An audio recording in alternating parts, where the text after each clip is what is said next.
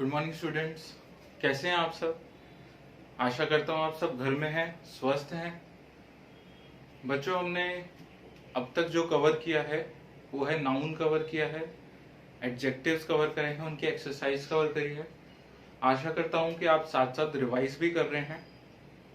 आप रिवीजन करेंगे तो उतना ही लंबे समय तक वो आपकी चीजें आपके दिमाग में बनी रहेगी। और ये नहीं कि नाउन अभी रिवाइज नहीं किया, आपने अभी जो करंट चैप्टर चल रहा है तो बस वही रिवाइज कर रहे हैं। आप पिछला जो है एक नजर उस पर भी मारनी है आपको, एक नाउन का भी आपको थोड़ा बहुत एक नजर मार लेनी है, ताकि वो रिवीजन हमारी बहुत इंपॉर्टेंट होती है। मैं हमेशा रिवीजन के लिए बहुत एम्फेसाइज करता हूँ, बहुत ही फोकस देने के लिए कहता हूँ, क्योंकि आप जितना आप रिवाइज ज्यादा करेंगे उतने लंबे समय तक आपके लिए दिमाग में बैठ जाती है बातें। तो बच्चों, आज का हमारा टॉपिक है सेंटेंस।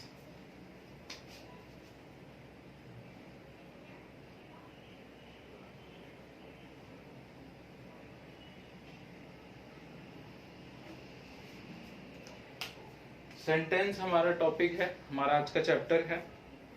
तो आज के चैप्टर में हम सेंटेंस बनाना कैसे बनता है, सेंटेंस सेंटेंस के कौन से काइंड्स होते हैं, कैसे कैसे सेंटेंसेस होते हैं। हमने नाउन पढ़ लिया, प्रोनाउन पढ़ लिया, एडजेक्टिव्स पढ़ लिया। अब हमें ये देखना है कि सेंटेंस फॉर्मेशन में हमें वो कैसे हेल्प करते हैं, और सेंटेंस को रिकॉग्नाइज करने में कि कौन सा काइंड ऑफ सेंटेंस है वो हमें देखने को मिलेगा। तो आप सबके पास बुक्स होगी तो आप साथ में बुक्स रखिएगा। यहाँ पे लिखा है व्हाट इज सेंटेंस। मैं बुक से पढ़ता हूँ। एवरी डे और even every time we need to express our self. किसी भी तरह और किसी भी दिन हमें अपने आप को एक्सप्रेस करना पड़ता है। अपनी बात हम जैसे बताते हैं इंग्लिश में, हिंदी में तो हम बोलते ही हैं सेंटेंस। अपनी बात हम जो इंग्लिश में बताते हैं वो सेंटेंस के द्वारा बताते हैं।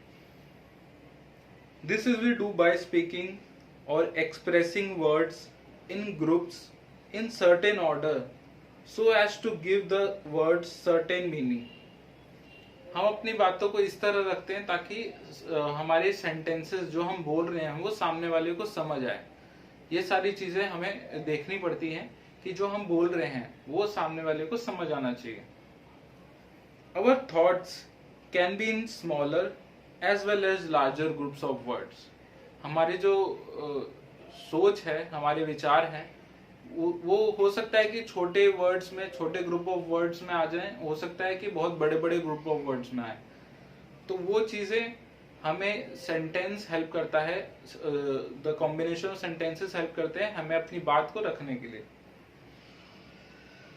To effectively convey a certain meaning, The word used in the sentence must follow a certain order.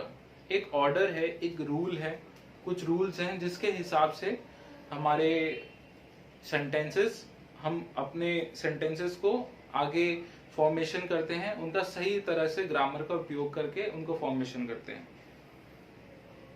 Else they may mean something else than we intend them to mean. अगर हम सही शब्दों का चुनाव नहीं करेंगे, अगर हम सही तरह सेंटेंस फॉर्मेशन नहीं करेंगे तो सामने वाले को हम जो कहना चाह रहे हैं वो उसको समझ नहीं आएगा।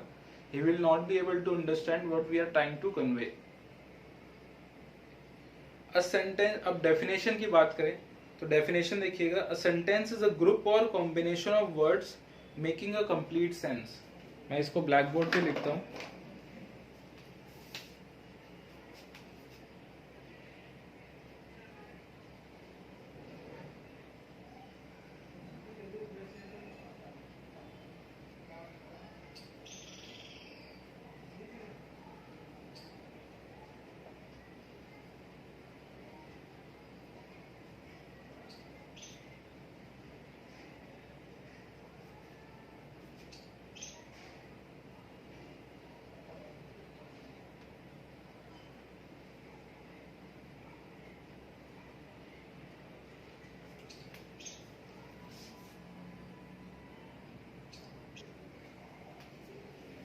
अब यहाँ पे sentence is a combination of words और अ ग्रुप और combination of words making complete sense बनाता हो, एक उसका मीनिंग निकलता हो वो होता है कंप्लीट हमारा सेंटेंस। आगे क्या लिखा है पढ़ते हैं। A sentence always begins with the capital letter and ends with the full stop. हमेशा सेंटेंस का एक रूल है, ये पहला रूल समझ लीजिए कि कभी भी कोई सेंटेंस स्टार्ट होता है तो उसका जो फर्स्ट लेटर होता है वो कैपिटल लेटर होता है, और जो उसका लास्ट जब खत्म होता है सेंटेंस तो उसके लास्ट में फुल स्टॉप लगता है। अब सेंटेंस कई तरह के होते हैं, कई प्रकार के होते हैं, तो इसमें हमें ये देखना होगा कि सेंटेंस जो है वो कौन सा काइंड है। काइंड हम आगे पढ़ेंगे, तो अलग अलग काइंड। कभी सेंटेंस में क्वेश्चन भी पूछ सकते हैं कि हम क्वेश्चन पूछ रहे हैं, तो लास्ट में जहां क्वेश्चन पूछते हैं वहां पे डॉट नहीं आएगा, फुल स्टॉप नहीं आएगा, वहां पे क्वेश्चन मार्क आएगा। तो ऐसी कई सारी चीजें अभी हम काइंड्स पढ़ेंगे तो उसमें डिस्कस करेंगे। तो सबसे पहले 5 काइंड्स ऑफ सेंटेंसेस हैं।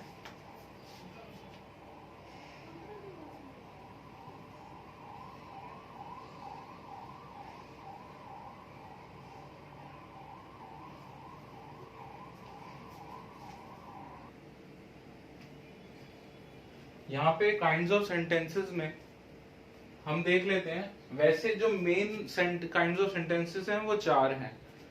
फिफ्थ वाला एक बोनस की तरह ले लीजिए, कॉन्ट्रैक्शंस हैं, वो किसी 2 या 3 वर्ड को मिला के बनता है। तो हम वो पेपर के पॉइंट ऑफ व्यू से इतना इंपॉर्टेंट नहीं है, लेकिन हम नॉलेज के पॉइंट ऑफ व्यू से देखेंगे। हम नॉलेज के लिए पढ़ते हैं, पेपर पास करने के लिए नहीं पढ़ना, नॉलेज के लिए पढ़ना है, पता होना चाहिए। बाकी आप फोकस करेंगे, जब आगे रिवाइज करेंगे तो आप मेन 4 को करिएगा, लेकिन पता होना चाहिए हमें, इसलिए मैं 5वां भी लिखाऊंगा साथ में। तो सबसे पहला है हमारा डेक्लरेटिव और असर्टिव सेंटेंस। डेक्लरेटिव और असर्टिव सेंटेंसेस।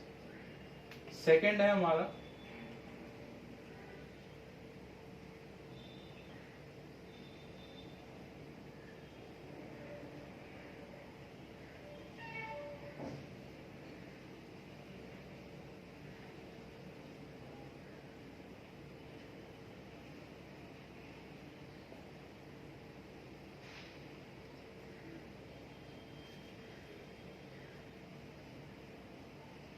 थर्ड है हमारा इम्पेरेटिव सेंटेंसेस। फोर्थ है हमारा एक्सक्लामेटरी सेंटेंसेस। तो ये 4 हमारे सेंटेंसेस हैं, डिक्लेरेटिव और assertive sentence, interrogative sentences, imperative sentences and exclamatory sentences।